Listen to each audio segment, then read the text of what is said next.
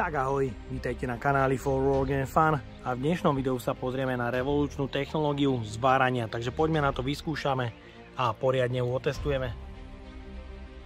Táto metóda sa nazýva VMA, čiže Wood Manual Arc, a všetky informácie o tejto metóde zváraní a taktiež bezpečnosti pri práci nájdete dole v popise pod videom.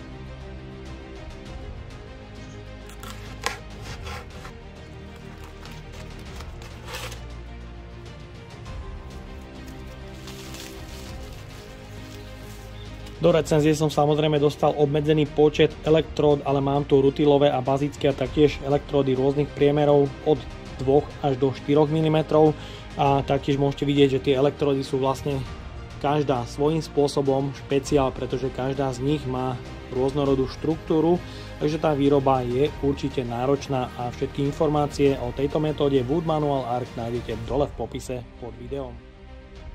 Revolučná technológia Wood Manual Arc určite obnáša špeciálnu prípravu zváraného materiálu a teda určite použite reťazovú pílu s výkonom minimálne 3 kW. V opačnom prípade to nemá absolútne žiadny význam.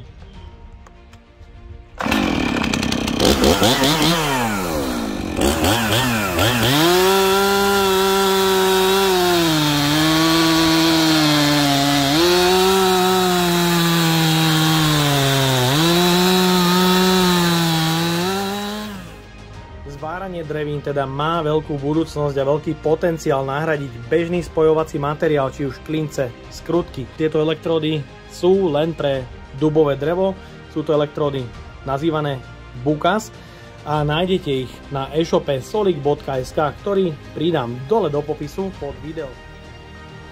V žiadnom prípade nepodceňovať bezpečnosť pri práci, takže zváračské rukavice, dobrá zváracká bunda alebo minimálne kožená zástiera je určite povinnou výbavou. Taktiež kvalitná zváracia kukla s filtráciou je určite veľkou výhodou a samozrejme bude tu viac dymu, takže nejaký ten hasičák kýbel s vodou je určite vítaný, takže poďme na to, začíname zvárať. Pozor, iba na nejakých 90 alebo 100 amperov. Dubová elektróda je už v kliešťach, takže poďme na to.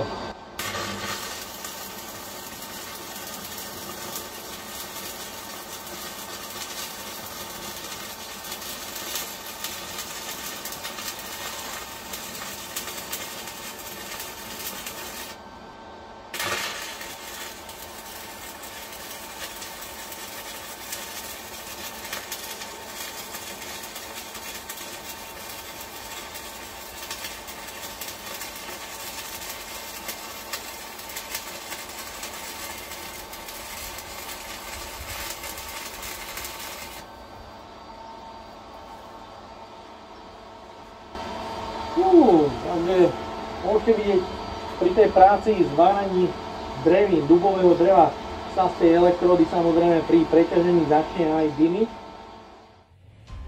Dubové elektródy teda zapalujú veľmi pekne, ľahko, odolnosť zvaru je výborná, či už v ťahu alebo v tlaku a obrúsenie strusky je vynikajúce, ide to bez problémov, bežnou uhlovou brúskou, ale najlepšie je použiť kotúče od 3M.